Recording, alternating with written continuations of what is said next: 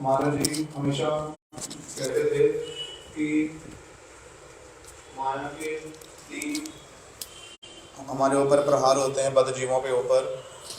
उसमें क्या है, कनक, कामनी और प्रतिष्ठा। लेकिन उसमें से सबसे जो अंतिम प्रहार होता है, जो कि उसको पार करना बहुत मुश्किल होता है। यद्यपि जो पहले दो हैं कनक, कामनी, उसको भी पार करना आसान नहीं है, लेकिन महाराज जी बोले तब भी यदि उनको पार कर ले, उससे सबसे भयंकर माया का जो दंशन होता है, क्या होता है, वो प्रतिष्ठा।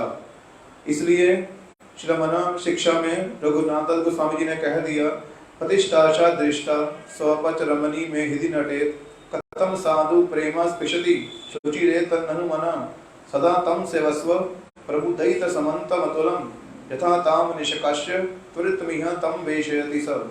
उसमें कह रहे हैं कि रघुनाथ गोस्वामी कि मेरे हृदय में प्रतिष्ठा रूपी जो आशा है, जो चंडालनी है, असचरित्रा जो है, मेरे हृदय में सब समय नृत्य कर रही है। सब समय उसकी कामना मेरे हृदय में जागी हुई है उसको प्राप्ति के लिए। तो जो असत प्रतिष्ठा आशा दृष्टा स्वपचरमणि में हृदय नटे कथम साधु प्रेमा, जो प्रेम साधु लोग इस जगत में लेकर आए हैं, जैसे हमने कीर्तन किया जय अनिलो प्रेम धन, जो साधु लोग जैसे हमारे भक्ति रक्षक श्रीधर गोस्वामी महाराज, प्रभुपाद जी, उनके सब परिकर महाप्रभु और उनके आगे सब रूप गोस्वामी, सनातन गोस्वामी, उनके सेनापति, जो साधुगण जो प्रेम को लेकर आए गोलोक से, जो हमें देना चाहते हैं, वो जो प्रेम है हमारे हृदय में कैसे स्पर्श करेगा, वो कर ही नहीं पाएगा, क्योंकि हम सब समय किसमें घुसे पड़े हैं, इस माया के जो परिकर हैं, माया के जो गण हैं, उनको ही हम सब समय सेवा में लगे पड़े हैं। तो मैं कैसे वो प्रेम को प्राप्त करूंगा? तो उसके लिए क्या कह रहे हैं फिर रघुनाथ गोस्वामी, तुम क्या करो, सब समय के लिए प्रभु के जो अत्यंत प्रिय बलशाली सेनापति जो हैं, जहाँ प्रभु कहने से महाराज जी कहते हैं एक अर्थ हो गया महाप्रभु के जो अत्यंत प्रिय सेनापति रूप सनातन, फिर दूसरी ओर बोल दिया प्रभुपाद जी के जो अत्यंत प्रिय सेनापति हैं, प्रभुपाद जी के परिकर, जो उनके अत्यंत प्रिय जो परिकर हैं, यदि हम उनको स्मरण करेंगे तो क्या होगा, जब हमारे हृदय में जो जितने भी कामनाएं, तुषित कामनाएं जो हमें भजन करने दे नहीं रही है, हमारे भजन में बाधा है, उस सारी कामनाओं को निकाल कर क्या करेंगे, वहां पर प्रेम को बैठने का स्थान बना देंगे। इसलिए क्या करना पड़ेगा, सब समय प्रभु के जो अत्यंत प्रिय परिकर हैं उनको हमें स्मरण करना पड़ेगा। फिर महाराज जी बोलते थे कि हम उनको कैसे स्मरण करें, कैसे श्लोक में बोला कि उनकी सेवा करो, सदा तुम सेवस्व प्रभु दैत समंतम अतुलम, सब समय क्या करो, इन सेनापतियों की सेवा करो। तो फिर उनकी हम सेवा कैसे कर सकते हैं? तो उसके लिए जैसे हम चैतन्य चेतामृत में सुनते हैं कि भवेत एक शब्द आता है कि भगवान ने जो यहाँ पर लीलाएं की आकर के, यदि कोई व्यक्ति उनको नहीं श्रवण करता, उनके उस लीलाओं में जो शिक्षा दी गई उसको पालन करने का प्रयास नहीं करता, तो उसको प्रत्यवाय दोष लगता है। और दूसरी ओर बोला गया कि सबके लिए यह अनिवार्य है, सबको ही क्या करना पड़ेगा, वहां जो भगवान इतनी कृपा करके अपने गोलोक धाम से जगत में आते हैं हम बद्ध जीवों पर कृपा करने के लिए, यदि हम उनका श्रवण कीर्तन स्मरण ना करें तो क्या करेगा, हमें दोष लगेगा, हमें करना ही पड़ेगा।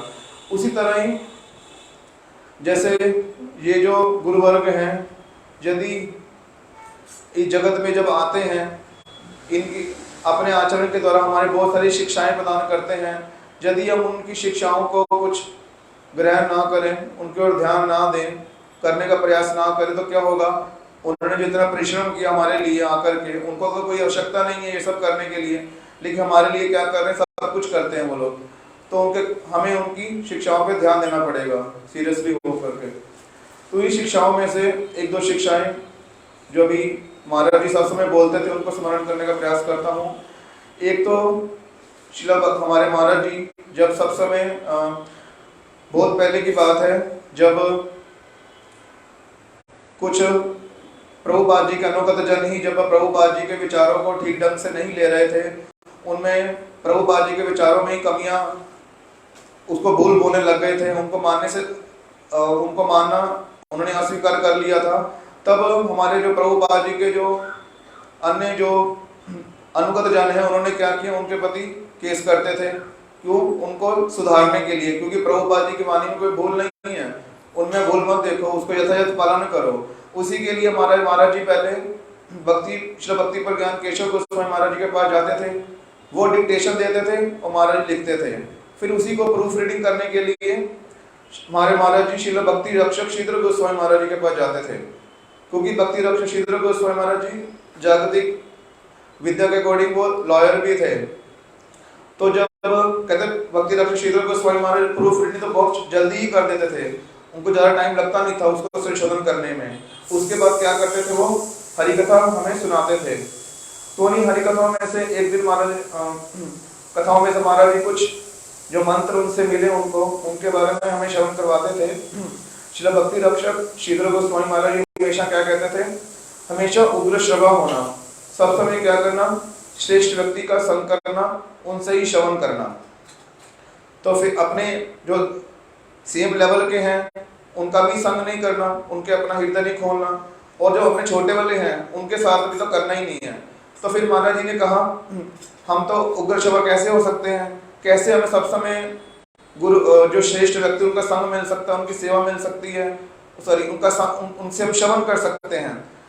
तो फिर उसके लिए श्री भक्ति रक्षक श्रीधर गोस्वामी महाराज ने बोला कि मैं उसका भी तुम्हें उपाय बता देता हूँ। वो क्या है, उनकी सेवा करो।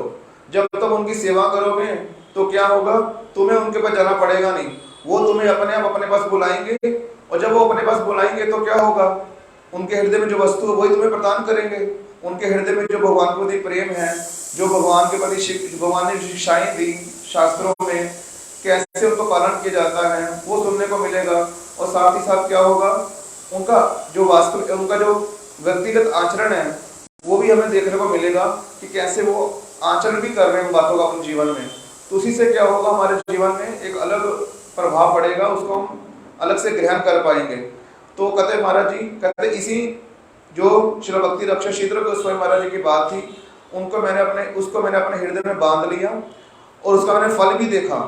उसके लिए महाराज जी बोलते थे कि जब ब्रजमंडल परिक्रमा होती थी, मतलब महाराज जी हमेशा अपना प्रैक्टिकल उदाहरण देकर बता रहे हैं कि जो बात बोली उन्होंने उसमें कितना गुरुत्व है, कितनी सत्यता है। उसी को लेकर के महाराज जी बताते थे कि ब्रजमंडल परिक्रमा जब होती थी, हमारे परम गुरु जी श्री भक्ति दयित माधव गोस्वामी महाराज जी ब्रजमंडल परिक्रमा करते थे। तो नए नए जब महाराज जी हैं, ब्रह्मचारी हैं, तो उस समय महाराज ने क्या किया, उन वैष्णव की सेवा करते थे महाराज जी। कैसे, जैसे हमने सुना उनकी तिथि में भी महाराज जी की कि ब्रजमंडल परिक्रमा में जब रात को रसोई बन गई, उस समय तो लकड़ी में लकड़ी के चूल्हे पर रसोई बनती थी। तो महाराज जी ने क्या करना, रात को एक बड़ी कढ़ाई धो करके उस पर चढ़ा देनी और उसमें पानी भर देना, और सुबह तक क्या होता था, सारा पानी गर्म हो गया, उबल गया। तो महाराज जी क्या करते थे, एक एक बाल्टी भर के सब वैष्णवों को गर्म पानी पहुंचा देते थे।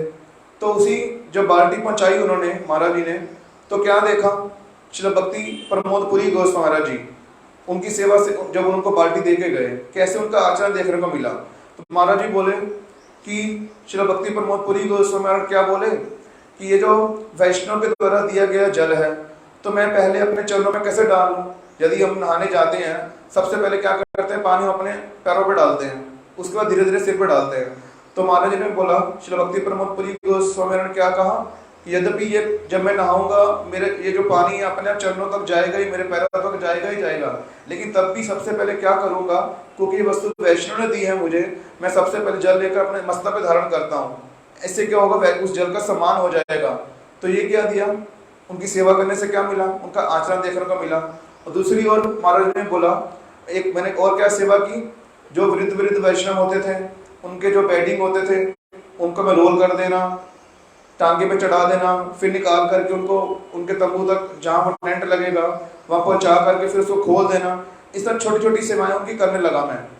तो उससे क्या हुआ, वो सब वैष्णव महाराज जी को बार बार अपने पास बुलाते हैं, क्योंकि वो सेवा करते हैं उनकी। जब सेवा करेंगे तो वैष्णव क्या करेंगे, उनका अपने जो हृदय की धन है, जो वस्तु उनको देंगे, प्रदान करेंगे, सुनाएंगे। तो बाद में क्या हुआ, महाराज जी कहते उन सभी वैष्णव सब समय परम गुरु जी को बोलने लगे कि ये जो ब्रह्मचारी है ना, इनको हमारे टेंट में ही दे दो, ये हमारी बहुत सेवा करता है, हमें इनसे बहुत ही सहायता मिल जाती है। तो जो भक्ति रक्षक श्रीधर गोस्वामी ने शब्द बोले, हमेशा उग्र शवा होना, और कैसे होना, वैष्णव की सेवा करना। सेवा करने से क्या होगा, अपने आप हमें श्रेष्ठ का संग मिलेगा, उनकी कथाएं सुनने को मिलेगी, उनका आचरण देखने को मिलेगा। ये सारी बातें महाराज जी डिटेल में हमें समझाते थे कि प्रैक्टिकली कैसे उसका मुझे फल भी देखने को मिला।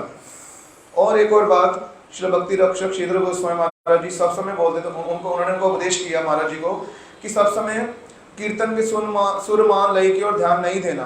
क्या करना? सब समय कीर्तन के अर्थ की ओर ध्यान देना। क्यों? उससे क्या होगा, जो हम कीर्तन गान कर रहे हैं, उस जो आचार्य जो वैष्णव ने जो कीर्तन को लिखा है, उस कीर्तन में उनकी क्या भावनाएं हैं, क्या हमें मैसेज कन्वे करना चाहते हैं, क्या करेंगे उसको हम पकड़ पाएंगे, उसको धारण कर पाएंगे।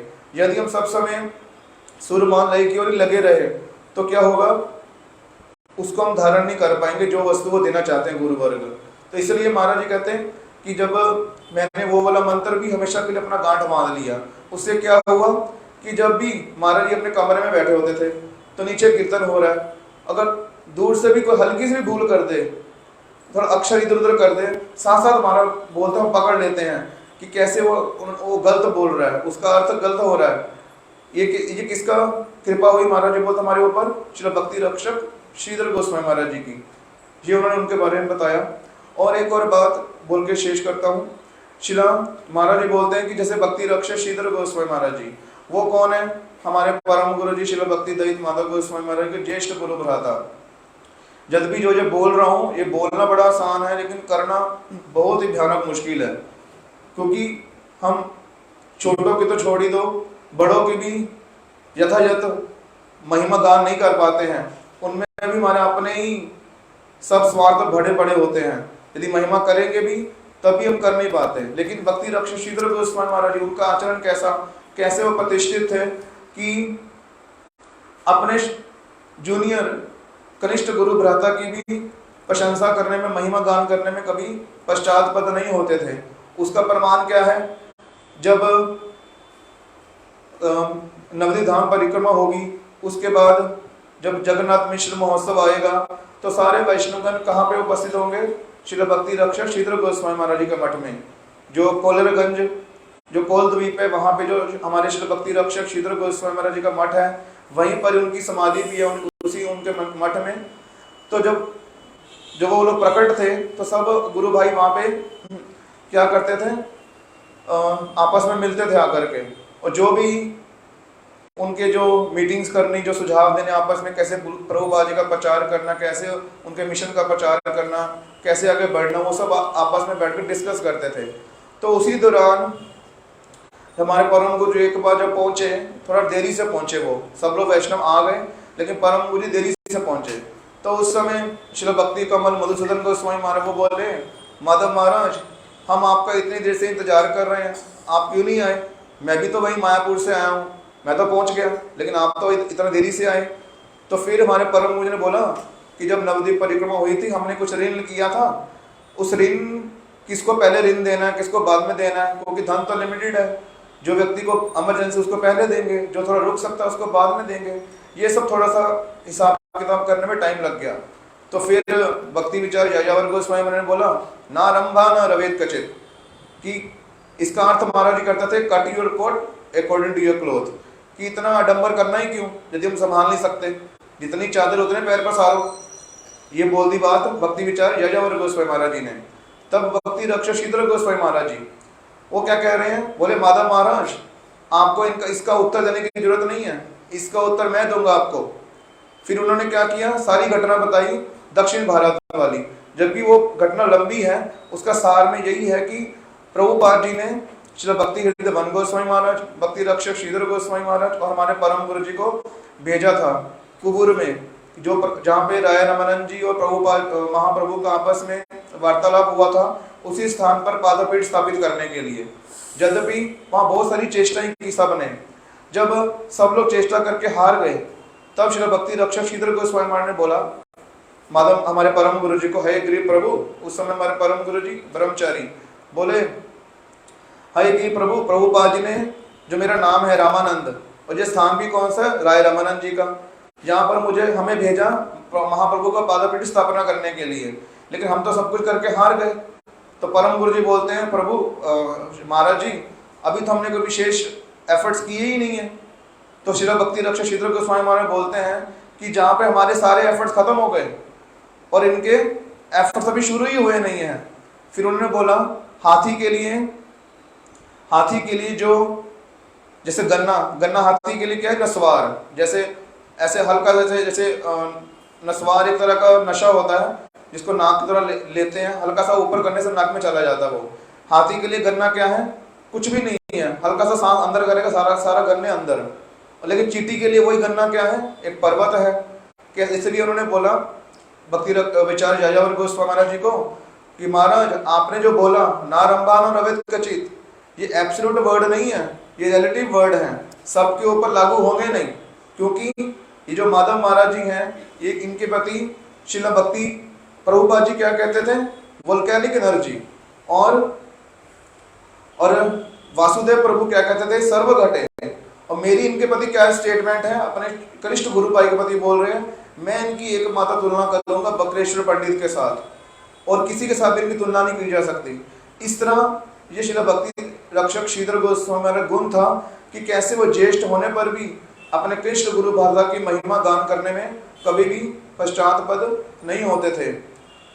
इस तरह मैं अपनी वाणी को विश्राम देता हूँ। श्रील भक्ति रक्षक श्रीधर गोस्वामी महाराज के चरणों में भी प्रार्थना करता हूँ कि जो शिक्षाएं महाराज जी के माध्यम से हमें सुनने को मिली, वो शिक्षाओं को सब समय पालन भी कर पाए। बोल तो रहे हैं अभी मैं प्लेटफॉर्म स्पीकर की तरह, लेकिन सचमुच में पालन करने की कम से कम इच्छा मन में आ जाए, ऐसी उनके चरणों में मेरी प्रार्थना है। इसी तरह मैं अपनी वाणी को विश्राम देता हूँ। वांछा कल्पतरु भैष्ट कृपा सिंधु भाई एवच वैष्णव में बोलो। और रमनी मोहन कहाँ जा रहे, कथा बोलो, कथा बोलो। कितने लोग ट्रांसलेट करते हैं, केशव वहीं पर, आदि अनादि वहीं पर, आप भी वहीं पर, सारे अनुवाद करते हैं। जब पूछूंगा क्या कर रहे, सारे अनुवाद कर रहे हैं। 5 लोग, सुनने वाला 1, अनुवाद करने वाले 5।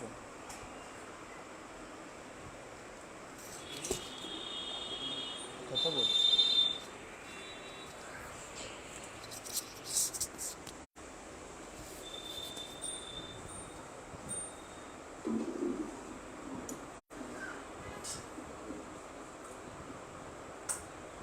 वंदेहम श्री गुरु श्री तपकमलम श्री गुरु वैष्णवांश श्री रूपम सद्रजातम सहगण रघुनाथनतम परम सहितम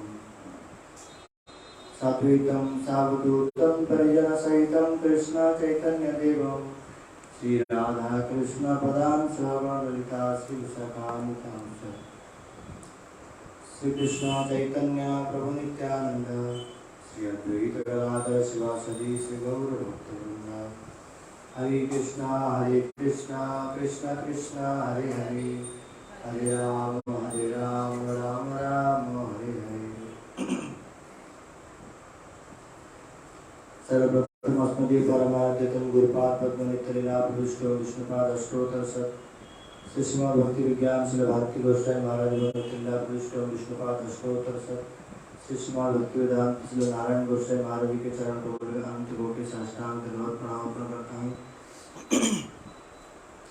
तत्पश्चात आज इनकी शुभ विवाह तिथि श्री श्रीमद् भक्ति रक्षक श्रीधर गोस्वामी महाराज के चरण कमल में अनंत कोटि साष्टांग दंडवत प्रणाम अर्पण करता हूँ। तत्पश्चात समस्त रूपानुग गौड़ी गुरुवत श्री चरण कमल में अनंत कोटि साष्टांग दंडवत प्रणाम। यहाँ उपस्थित पूज्यपाद माधव प्रभु जी के चरण में दंडवत प्रणाम एवं समस्त वैष्णव मेरे धारी दंडवत प्रणाम।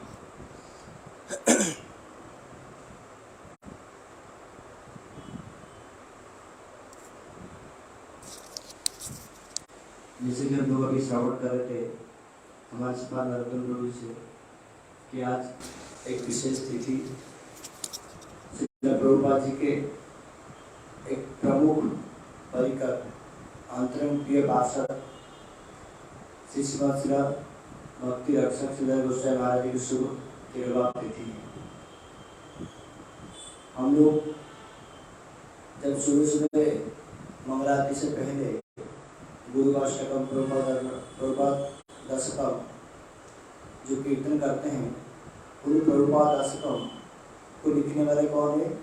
श्री भक्ति रक्षक श्रीधर गोस्वामी महाराज। वह रचयिता है। प्रभुपाद जी के समस्त गौरव में से श्री भक्ति रक्षक श्रीधर गोस्वामी महाराज जी के लिए एक विशेष सम्मान था। सब लोग ही श्री महाराज जी के जो विचार को विशेष एक आदर करते थे और यहाँ तक कि श्री प्रभुपाद जी स्वयं श्री श्रीधर गोस्वामी महाराज जी के जो विचार को श्रवण करके परम आनंदित होते थे। जब श्री भक्ति रक्षक श्रीधर गोस्वामी महाराज जी श्री भक्ति विनोद ठाकुर जी के ऊपर भी उनके प्रणाम मंत्र या एक अष्टक रचना किए थे, तो उसको श्रवण करके श्री प्रभुपाद जी इतने आनंदित हो गए। श्री प्रभुपाद जी बोलने लगे, अब मैं क्या करता हूँ, मैं अचित निश्चिंत से हो करके इस जगत से जा सकता हूँ कि इस भक्ति विनोद धारा को रक्षा करने के लिए इन्हें श्री चैतन्य महाप्रभु की जो शुद्ध धारा, श्री रूप गोस्वामी महाराज की जो शुद्ध धारा, उसका रक्षा करने के लिए कोई रक्षक हमारे पास आकर के पहुंचे, हमारे पास उपस्थित है, इसलिए मैं क्या कर सकता हूँ, निश्चिंत होकर के इस जगत से जा सकता हूँ। हाँ, मुझे और कोई डर नहीं। तो श्री प्रभुपाद जी का इस प्रकार के जो विश्वास श्री श्रीधर गोस्वामी महाराज जी को पता है, इसलिए उनका नाम क्या दिया गया, भक्ति रक्षक, गार्डियन ऑफ डिवोशन। डिवोशन अर्थात जो भक्ति को रक्षा करने वाला, अर्थात जो शुद्ध भक्ति धारा है उसको, उसकी शुद्धता को संपूर्ण रूप से संरक्षण करने वाला। इसीलिए हमारे गुरु जी भी श्री महाराज जी के विषय में वर्णन करते हैं बहुत बहुत, जैसे कि गुरु जी बोलते हैं कि किस प्रकार श्री महाराज जी यद्यपि बहुत सम्भ्रांत परिवार से थे और बहुत पढ़े लिखे भी थे पूर्वाश्रम में, किंतु श्री प्रभुपाद जी के जो विचार को श्रवण करके गुरु महाराज जी कहते हैं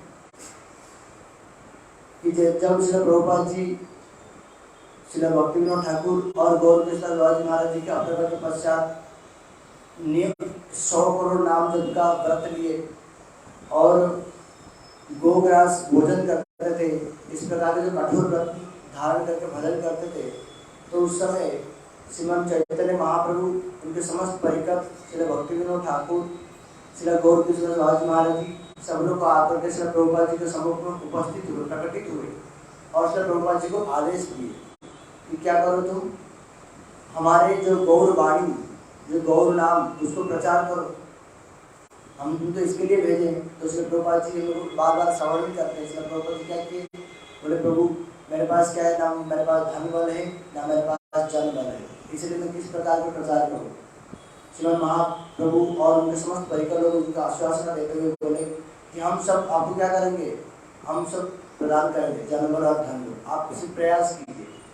इसीलिए श्रीमन चैतन्य महाप्रभु की इच्छा से, श्री भक्ति विनोद ठाकुर की इच्छा से गुरु जी कहते थे, श्री प्रभुपाद जी के कथा को श्रवण करके, उनके विचार को श्रवण करके बड़े बड़े सम्राट परिवार से बड़े बड़े उच्च शिक्षित जो युवाओं थे वो आकर्षित होने लगे, बहुत बड़े बड़े, जैसे श्री भक्ति रक्षक श्रीधर गोस्वामी महाराज जी, श्री भक्ति हृदय बन गोस्वामी महाराज जी, श्री भक्ति सारंग गोस्वामी महाराज जी, श्री भक्ति दैत माधव गोस्वामी महाराज जी, श्री भक्ति प्रमोद पुरी गोस्वामी महाराज जी, ये जो समस्त जो परिकर थे ये बहुत सम्राट परिवार से थे और बहुत अधिक उच्च शिक्षित थे उस समय। किंतु श्री प्रभुपाद जी के जो उन शुद्ध विचारधारा को श्रवण करके सब लोग क्या हुए, आकर्षित होकर अनायास में आके श्री प्रभुपाद जी के चरणाश्रय किए और चरणाश्रय करने के पश्चात श्री प्रभुपाद जी के इस प्रकार की सेवा में नियुक्त हुए। कैसे, गुरु जी कहते हैं कि सर्वप्रथम, अभी इस अम्बाला में हम लोग जाते हैं, हमारे गांधी महाराज जी ने, हमारा मठ भी है, वहाँ प्रचार भी है, तो महाराज जी कहते थे, हमारे गुरु महाराज जी कहते थे कि सर्वप्रथम अम्बाला में प्रचार करने के लिए श्री प्रभुपाद जी ने अपने गणों को भेजे थे, श्री भक्ति रक्षक श्रीधर गोस्वामी महाराज जी और श्री भक्ति हृदय बन गोस्वामी महाराज जी, सर्वप्रथम इन दोनों ही गए थे अम्बाला में प्रचार करने के लिए। किंतु जब प्रचार करने के लिए गए, वहाँ कोई भक्त तो थे नहीं, किसी घर में रुकेंगे, जहाँ जब जाके वो पहुँचे, उस दिन रात को इतनी तीव्र मात्रा में बारिश होने लगी, आंधी तूफान आने लगी, और उस समय बड़ा ठंड का समय भी था। उस समय रहने का कोई भी स्थान नहीं था, कहाँ रहेंगे, कोई भी स्थान नहीं था। तो वो लोग कहाँ रहे? श्री भक्तिनाथ सिद्धर गोस्वामी महाराज जी और श्री भक्ति हृदय बंधु गोस्वामी महाराज जी एक दूसरे को आलिंगन करते हुए एक ब्रिज के नीचे, सिर्फ बारिश से बचने के लिए और ठंड से बचने के लिए क्या करेंगे, एक दूसरे को आलिंगन करते हुए वही पूरी रात्रि यापन की। और वो क्या था, ब्रिज के नीचे घोड़े साथ, अर्थात जहाँ घोड़े रहते थे वहाँ रह करके पूरी रात बिताए। किनको स्मरण करके? श्री कृष्ण और श्री सुदामा जी को, उनके चरित्र को स्मरण करके कि कैसे कृष्ण सुदामा भी अपने गुरुदेव की सेवा के लिए क्या किए थे, रात्रि जापन किए थे जंगल में, जल के अंदर खड़े खड़े, ठंड में, बारिश में रात्रि जापन किए। उसी प्रकार श्री भक्तिनाथ सिद्धर गोस्वामी महाराज जी और श्री भक्ति हृदय बंधु गोस्वामी महाराज जी थे कैसे, बड़े सम्रांत परिवार से, बहुत उच्च शिक्षित, किंतु गुरुदेव की सेवा करने के लिए क्या किए, कोई भी प्रकार के कष्ट सहन करने में पश्चात्पद नहीं, और रात्रि जापन करके सफलता के साथ वहाँ प्रचार करता है। इसलिए सबसे पहले जो बीज वहाँ जो डले थे श्री भक्तिनाथ सिद्धर गोस्वामी महाराज जी और श्री भक्ति हृदय बंधु गोस्वामी महाराज जी। और ये लोग ऐसे थे, श्रील प्रभुपाद जी के विचार से इस प्रकार के निष्णात थे कि इनके सामने शुद्ध भक्ति में ये इतने परिपक्व रहते, इनके सामने शुद्ध भक्ति के अलावा कोई और कोई बात करे, कोई इधर उधर की बात कर, ये अच्छी तरह से उसको पकड़ लेते थे कि हाँ ये शुद्ध भक्ति कर भी रहा है या नहीं कर रहा है। कोई जैसे आजकल हुआ है, हम लोग क्या है कि तत्व ज्ञान सिद्धांत का अभाव से किसी के भी पास चले जाते, किसी के भी बात श्रवण कर लेते, किसी को कोई बोलता कुछ मान जाते, किंतु ये लोग ऐसा नहीं थे। ये लोग के वास्तविक रूप में जो शुद्ध भक्ति को फॉलो करते, जो पालन करते, वो ठीक ठीक रूप से पहचान लेते कि कौन किस तरह का भक्त है, कौन भक्त भी है, कौन अभक्त है, कौन क्या है, सारी चीजें ये लोग पहचान लेते। उसी प्रकार से भक्तिनाथ सिद्धर गोस्वामी महाराज जी एक बार अम्बाला, वही अम्बाला गए थे पुनः प्रचार करने के लिए। वो और उनके गुरु भाई स्वाधिकारानंद प्रभु, जो कि बाद में श्री भक्ति श्री कृष्णदास बाबा जी महाराज जी के नाम से नाम सन्यासी प्रचार। तो दोनों लोग जाके वहाँ पहुँचे, वहाँ एक स्टेशन मास्टर के घर में वो रुके थे। तो वो स्टेशन मास्टर क्या करते, बार बार आकर के श्री सिद्धर गोस्वामी महाराज जी को बोलते कि महाराज जी यहाँ एक भगवान रहते हैं हमारे आसपास में, हमारे पास में ही, आप चलिए उन भगवान के साथ मिलाऊंगा। भगवान रहते हैं। तो श्री सिद्धर गोस्वामी महाराज ने बोले नहीं, हम हमारे पास इतना समय नहीं है, हम नहीं जाएंगे भगवान के पास मिलने के लिए। भगवान ऐसे नहीं इधर उधर कोई कहीं भी पैदा हुए थे। भगवान है कौन, ये पहले अच्छी तरह से समझना पड़ेगा। नहीं नहीं नहीं, वो भगवान है, आप चलिए मैं आपको उनके पास लेकर के जाता हूँ। श्री सिद्धर गोस्वामी महाराज जी बार बार मना करने के पश्चात भी वो जो स्टेशन मास्टर थे वो बार बार रिक्वेस्ट करने लगे कि आप चलिए भगवान के साथ मिलाऊंगा। तो फिर क्या करेंगे, जाने लगे। जा करके जब पहुंचे जिस व्यक्ति के पास जो कि खुद को भगवान कहलाता था, सबसे पहले श्री सिद्धर गोस्वामी महाराज ने उससे प्रश्न किए कि आप कृपा करके अपना परिचय प्रदान करेंगे मुझे। तो वो कह रहे, I am lord Chaitanya, I am Jesus Christ, I am prophet Muhammad, कि मैं ही सब हूँ, मैं I am Krishna, I am Ram. Shri Siddhar Goswami Maharaj कहते हैं कि देखिए मैं कोई अस्वस्थ व्यक्ति नहीं हूँ। आज तक आपके पास जो लोग आए हैं धर्म के नाम पर खुद को क्या बोलते हैं, आजकल बहुत सारे लोग भी हैं जो कि क्या कहते हैं, हाँ हमें तो सब कुछ पता है शास्त्र के विषय में, हम सब जानते हैं, किंतु देखेंगे थोड़ा कोई व्यक्ति कुछ चमत्कार कर लिया, उसको तुरंत भगवान मानने लग जाएगा। मतलब अंदर कोई भी तत्व सिद्धांत नहीं है। हमारे भक्त समाज में ऐसे बहुत सारे लोग हैं। तो श्री सिद्धर गोस्वामी महाराज जी बोले, देखिए मुझे आप ऐसा मत समझिएगा कि मैं वो अस्वस्थ व्यक्ति नहीं हूँ। जब आज तक आपके पास जितना सारे लोग जो आए हैं, हम उस तरह के व्यक्ति नहीं हैं, हम स्वस्थ व्यक्ति हैं। आप अस्वस्थ व्यक्ति के साथ बात कर रहे हैं, ये सोच करके उत्तर दीजिए। आप, मैं दोबारा पूछ रहा हूँ, आप कौन है, आपका परिचय प्रदान कीजिए। क्रोधित हो गया व्यक्ति, क्या कह रहे leader of Soviet Union Franklin, नहीं दूसरा क्या था, Stalin, Joseph Stalin is got to be president of the United States of America. Joseph Roosevelt is Cat क्या killed. To dog to me, तो इस प्रकार से कह रहे, अर्थात मैं इतना बड़ा हूँ, ये जो दूसरे दूसरे देश के जो प्रेसिडेंट है ये तो मेरे सामने कुत्ते बिल्ली की जैसा है, मैं इतना बड़ा हूँ। क्रोधित हो गया, अंदर से क्रोधित हो गया। जब क्रोधित हो गया तो वो जो भगवान कहलाता था उसका चेला आकर के कह रहा कि आप भगवान को बार बार डिस्टर्ब क्यों करें, परेशान क्यों करें। तो वो स्टेशन मास्टर कह रहा है कि भगवान और भक्तों के बीच में वार्तालाप चल रहे, आप बीच में क्यों आकर घुस रहे। तो कहने का बात है कि इनके श्रील प्रभुपाद जी के संग से इतने सिद्धांत में प्रवेश था, तत्व तो सिद्धांत इतने अच्छी तरह से समझते थे। अभी बात कंप्लीट नहीं हुई थी। हाँ नहीं आगे तो इनको इतना अच्छे से समझते थे कि कोई व्यक्ति कुछ भी बोल जाएंगे ऐसे मान लेंगे, ऐसे बात नहीं था। ठीक रूप से समझते थे। तो उस प्रकार के जब बोलने लगे तो वो व्यक्ति बड़े क्रोधित हो गया और वो रुक नहीं पाया, इसलिए उसके मुख से स्वाभाविक रूप से निकल गया कि मैं एक फ्रीडम फाइटर था, स्वाधीनता संग्रामी था, नहीं मैं एक फ्रीडम फाइटर था, मैं देश के लिए लड़ता हूँ, देश के लिए जान देता हूँ। और उधर मेरी पत्नी जब बीमार थी, अस्वस्थ थी, मैं सबसे प्रार्थना किया कि मैं तो देश के लिए लड़ता हूँ, हे देशवासियों मुझे आप सहायता करो, मेरे पत्नी को आप हेल्प कीजिए।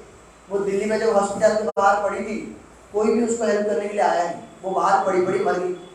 इसलिए क्या किए, मैं जिन देशवासी लोगों के लिए, जिन देश के लिए जीवन अपना प्राण दे रहा हूँ, उन देश के लोग मेरे पत्नी मर रही उसको भी हेल्प नहीं किए, तो ऐसे देश लोगों को मैं क्यों फिर उनके लिए क्यों कुछ करूँ।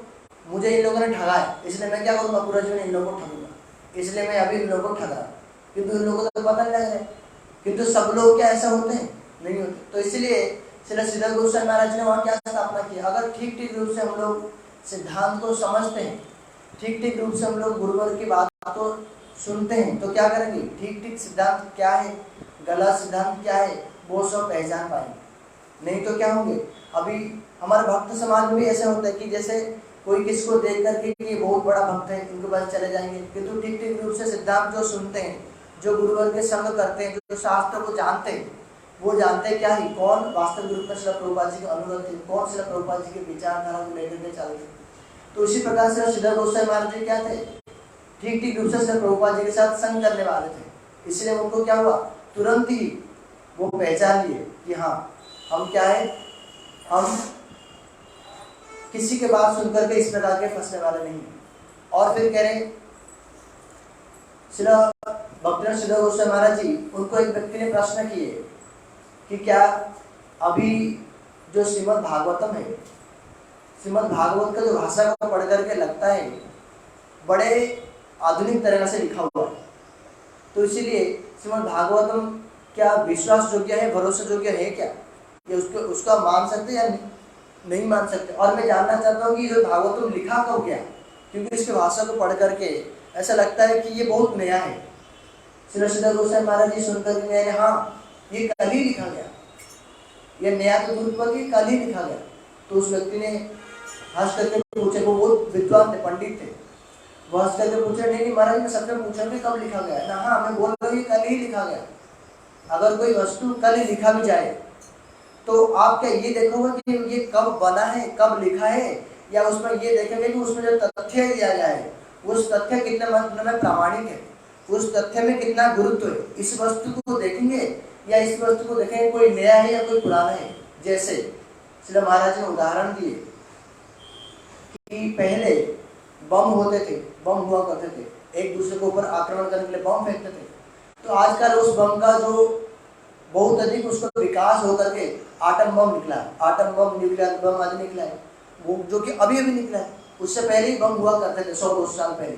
तो क्या आप बस ये मान करके, क्योंकि वो जो बम थे 200 साल पहले का बम वो पुराने थे, इसीलिए क्या करेंगे हम लोग उसको व्यवहार करेंगे, या ये जो बम जितने अच्छे टेक्नोलॉजी यूज होने के बाद भी और जितने अधिक इफेक्टिव होने के बाद भी इसको यूज करेंगे, या जो पुराने थे क्योंकि वो पुराने थे इसलिए पुराने के कारण उसको यूज करेंगे।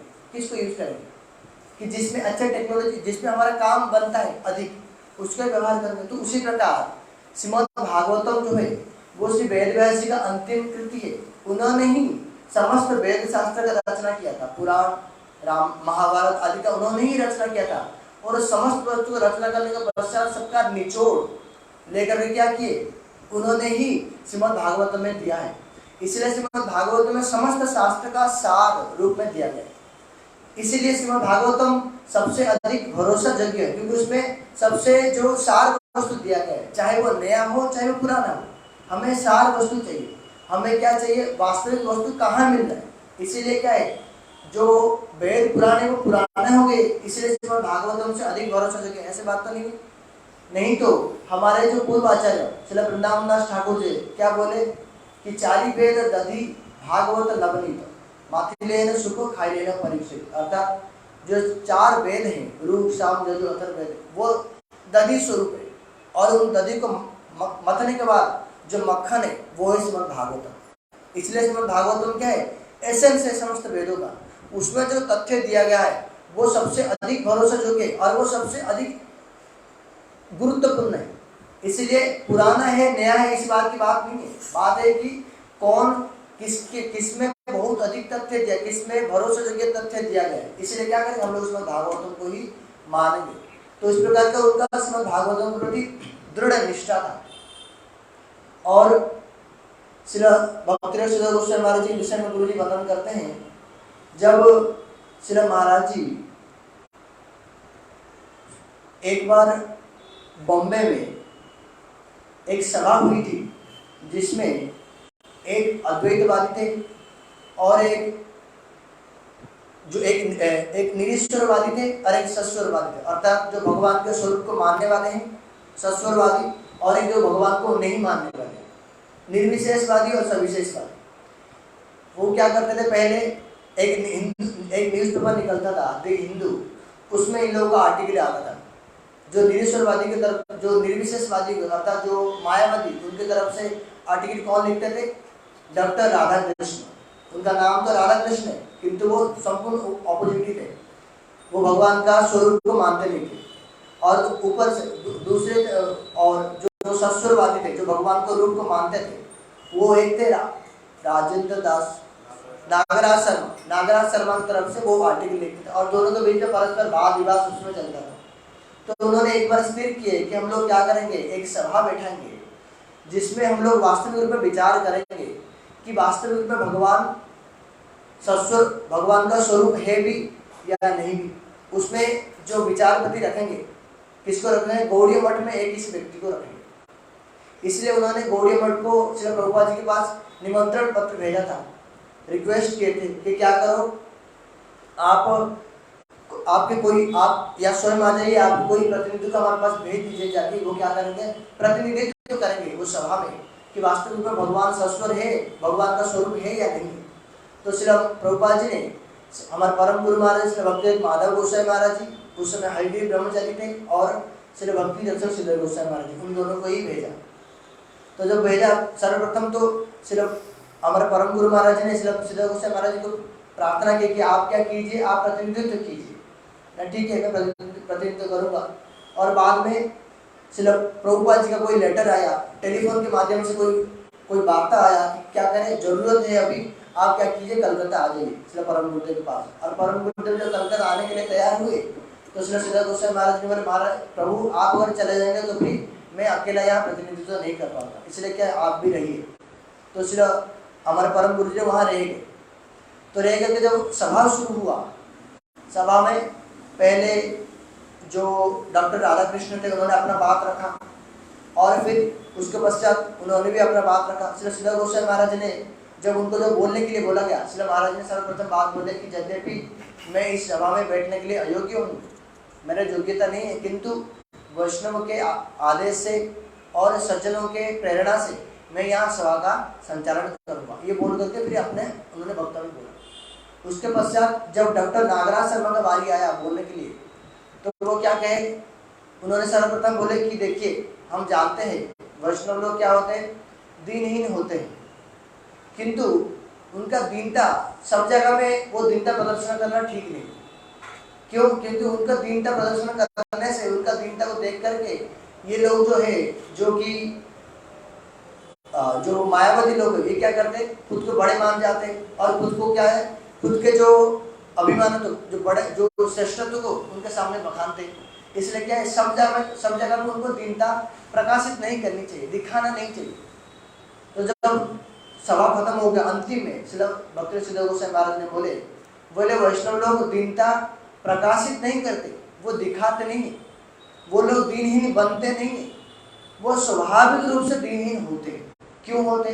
जैसे अभी हमारे नामतम को बता रहे थे, जैसे हमारे गुरु जी को क्या बोले, इस रसीदा गोस्वामी महाराज जी क्या कहो सबसे पहले, श्रेष्ठ संग करो, उग्र सेवा बनो। उग्र सेवा बनने से होगा क्या? कह रहे श्रेष्ठ संग करने से अपने आप से ही आपके अंदर स्वाभाविक रूप से दीनता प्रकाशित हो जाएगा, दीनता अपने आप से प्रकाशित होगा। क्यों? क्योंकि जब कोई व्यक्ति अपने से श्रेष्ठ व्यक्ति को सब समय देखता है, अपने से श्रेष्ठ व्यक्ति के साथ क्या करता है, खुद का कंपैरिजन करता है, तो स्वाभाविक रूप से वो क्या करता है, स्वयं को छोटा ही मानता है। इसलिए महाराज ने उदाहरण दिया कि जैसे एक व्यक्ति जब वो अपना पुत्र के सामने खड़ा है, पुत्र के साथ खड़ा है, वही व्यक्ति क्या कहता है, मैं बड़ा हूं, मेरा पुत्र छोटा है। वही व्यक्ति जब अपने पिताजी के पास खड़ा है तो क्या बोलेगा कि मैं बड़ा हूं, मेरा पिताजी छोटा है? स्वाभाविक रूप से उसके अंदर आएगा कि मैं छोटा हूं, मेरे पिताजी बड़े हैं। वो वहाँ वो दिखा, उसको बोलना नहीं पड़ रहा है कि नहीं नहीं पिताजी बुरा मान जाएगा, नहीं तो मैं बोलता हूँ, ऐसा नहीं बोल, वो स्वाभाविक रूप से अपने अंदर क्या आ रहा है, मैं छोटा हूँ। उसी प्रकार जो वैष्णव लोग हैं वो क्या करते हैं, सब समय श्रेष्ठ संग में रहते, सब समय महत संग में रहते, इसलिए उनके वो स्वाभाविक रूप से दीनहीन होते ही है, वो प्रकाशित नहीं करते। नहीं तो हमारे